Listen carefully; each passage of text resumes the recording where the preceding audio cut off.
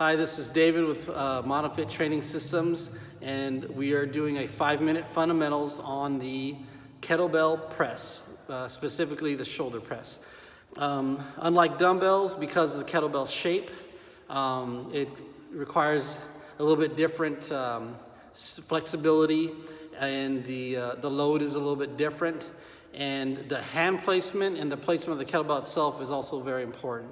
So we're going to go over the single kettlebell press, which would also, of course, apply to if you had one in each hand, but for the sake of this particular movement and to make it just simpler, we're going to do it with one. So one of the first things that you'll want to do is make sure that the kettlebell is rather neutral. And what I mean by that is you want it here resting in this little pocket that's created in this triangle with your arm bent in your elbow, right? A lot of times people will let it drift away and get here, and it starts to put a lot of stress on the wrist. You definitely don't want that, especially if you're stronger and you have like a bigger kettlebell there. It doesn't care about your bones. It's just going to go where it wants to go. After all, when you consider the kettlebell is a very lopsided thing, and that's what makes them so appealing, because they're so challenging. So what you'll want to do is also try to keep that wrist a little bit more straight and not so cocked back like this, because then it starts to stretch things in here, and that's not good either. So we are going to try to keep our wrists as straight as possible. We're going to try to keep this kettlebell right here in this little pocket, resting on our muscles and skeletal system. And then we're just going to press it. Now, I'm a big fan, this doesn't mean you have to do this, but I'm a big fan of training certain muscles in a certain way so that you're using them you train in the way you would use them. So for example, if you're going to be carrying something heavy, or like a box, or if it was a person and you're doing a sport where you're moving people around, you're probably going to use your legs to move that weight.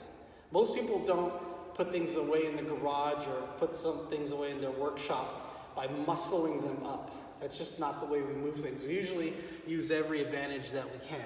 So I like to train everyone and have them use their legs. So almost every time we do a press here, it's usually a push press. So I'll show you from a couple different angles.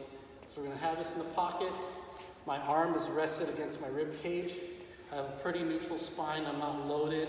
I'm not like leaning backwards, and I'm not leaning forwards, right?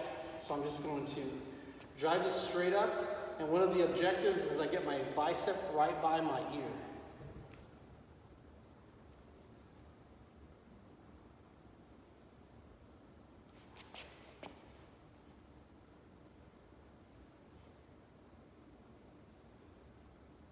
Okay, now, one of the crucial parts, or one of the most important elements of that bicep to the ear thing, is if you can't get it to your ear, you're probably using too much weight.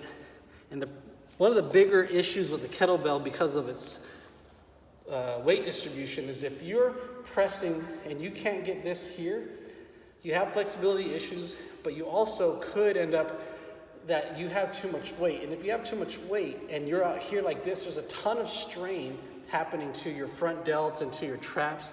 And that can lead to some minor injuries that can turn into some major problems down the road. So, put pride aside, put ego aside, and grab weight that you can handle.